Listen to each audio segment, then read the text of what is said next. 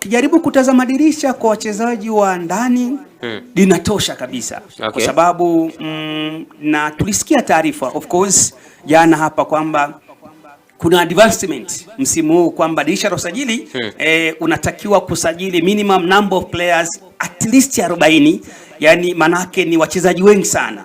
Sasa leo hii tunazungumza tuko kwenye tarehe 10. Ukijaribu kuitazama tarehe 14 ya mwezi wa 8 ambako ligi inakwenda kuanza, manake tumebakiza siku 30 pekee za kwenda kuanza ligi.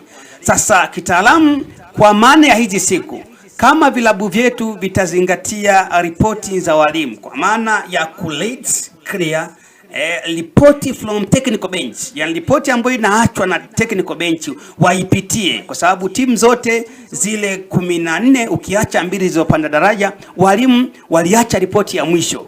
Manake kama ni kwa Dar es Salaam Young Africans, wakamuulize mwalimu ambaye amekuwa mwalimu bora nini ambacho anakihitaji, maeneo gani ya kuboresha, kama ripoti zipo zinaeleza, kwa sababu kitu pekee kinachotengeneza baseline ni identification. Sasa identification inatokana na watu kutengeneza kitu kinaitwa football finger points.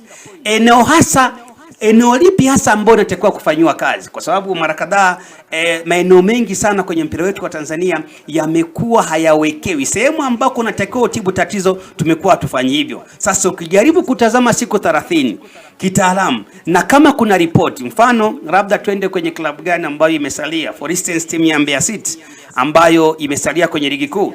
Mbeya City wana mwalimu ambaye wamemleta, amepambana sana na ameibakiza timu kwenye ligi kuu Tanzania bara kwa maana NBC msimu utakaoendelea 2027. Sasa mwalimu Salum Mayanga anajua ni eneo gani la kuboresha, alishakuwa na timu na tayari watendaji wa Mbeya City wamekuwa karibu naye. Mimi eneo la Mbeya City kwangu mimi, labda ukiniuliza nitakwambia wakiongeza striker mwingine mzuri mmoja akaseti sana na Rifat Hamisi, inawezekana wakatengeneza timu bora ambayo ni nzuri. Waangalie pia eneo la kiungo kwenye eneo alipo Adilibua, wanaweza katengeneza timu nzuri sana. Maana yake nini?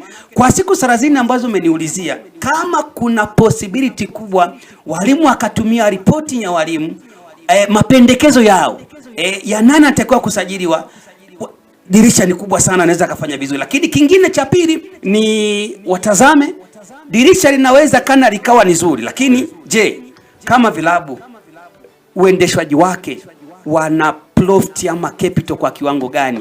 Yani wana ile pesa ya usajili kwa mujibu wa bajeti ya kiwango gani? Kama kuna pesa za usajili kwa mujibu wa bajeti kulingana na taasisi ilivyo, kuna possibility, mimi naamini kabisa siku 30 zitatosha kwa wachezaji wa ndani, kwa sababu wote wanajulikana na tunawafahamu.